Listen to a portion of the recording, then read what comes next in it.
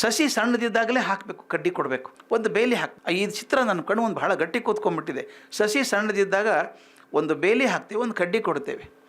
ಕಡ್ಡಿ ಕೊಡದೆ ಹೋದರೆ ಗಿಡ ಸೊಟ್ಟಾಗಿ ಬರುತ್ತೆ, ರಸ್ತೆ ಗಡ್ಡ ಆಗುತ್ತೆ, KBಯವ್ರು ಕತ್ತರಿಸಾಕ್ತಾರೆ, ಬೈತೀವ್ರು. ಸೀದಾ ಹೋಗಿದ್ರೆ ಯಾಕೆ ಕತ್ತರಿಸ್ತಾ ಇದ್ರು? ಸೀದಾ ಯಾಕೆ ಹೋಗಲಿಲ್ಲ? ಅದು ಕೊಡಬೇಕಾದ ಕಾಲದಲ್ಲಿ ಕಡ್ಡಿ ಕೊಡಲಿಲ್ಲ.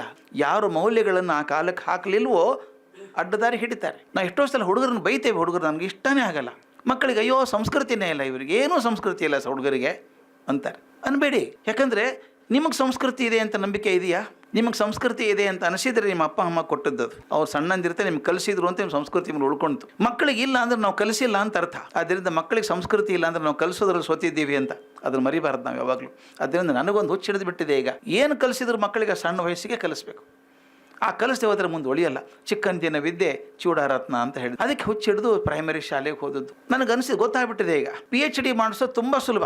ನಾನು ಒಂದಿಷ್ಟು ಜನ ಮಾಡಿಸಿದ್ದೀನಿ, ನನಗೆ ಅರ್ಥ ಆಯಿತು. PhD ಮಾಡಿಸೋಷ್ಟು ಸುಲಭದ ಕೆಲಸ ಜಗತ್ತಲ್ಲಿ ಯಾವುದೂ ಇಲ್ಲ. ಯಾಕಂದ್ರೆ ಅವ್ರಿಗೂ ಗೊತ್ತಿಲ್ಲ, ನಮಗೂ ಗೊತ್ತಿಲ್ಲ, ಇಬ್ಬರು ಕೂಡ ಹುಡುಕ್ಬೇಕಲ್ಲ. ಗೊತ್ತಿದ್ರೆ ರಿಸರ್ಚ್ ಹೆಂಗಾಗ್ತದೆ ಅದು.